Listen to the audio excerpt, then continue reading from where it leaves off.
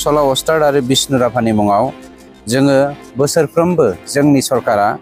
North east reason award होनायनि थाखाय मैयानि इसि मिटिंनि गेजेरजों थिरांथा लानाय जादों। मैया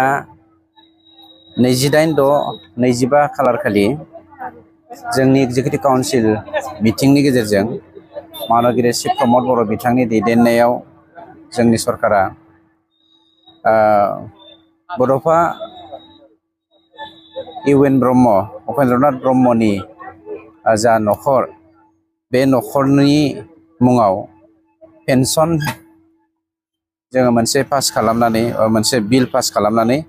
पेन्सननि मुङाव मास मोनसेयाव बा दान मोनफ्रोमबो जोङो 1 लाख करै बिटिआर सरकारनिफ्राय होलांनाय जाथों होननानै मोनसे डिसिसन लानाय जायो। आरो बेजों लोगोसे बिएलटिनि गायसनगिरि आफादगिरि मुंख्लं बिरसिलागां बिथांनि मांखरसालि आरो बिथांनि मुसुखाखौ फोसाबनायनि मुङाव दान मोनफ्रोमबो 20,000 करै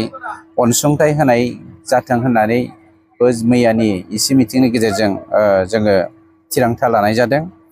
आरो जोंनि सरकारा 10 बोसोरनि थाखाय जेब्लासिम बे 10 बोसोराव जोंनि बिटिआरनि सिङावहाय साख्रि ओंखारनाय जागोन बा साख्रिनि नटिफिकेशन होनाय जागोन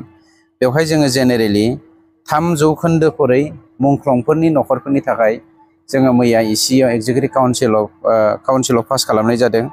नाथायबा बे मुंख्लं नखरनि फोरनि मुङाव 3% होनाय जादोंब्लाबो मोनसे खोन्थाखौ नोंथांमोननि मिडियानि गेजेरजों आं गभर्नमेन्टनि जानानै रोखा फोरमायथिनो नागिरदों दे जोंनि एक्स एनडिबि फोरनि मुंख्लं आबसुनि मुंख्लं आरो बिएलटिफोरनि मुंख्लंनि लिस्टआव जायफोरनि मुङा थागोन बिथांमोननि मुंख्लंनि नखरनि सोद्रोमाफोरखौसो जोङो 3%आवहाय सोसननाय जागोन। गुबुन फारसे कलागुरु बिष्णु प्रसाद राभा आरो जोंनि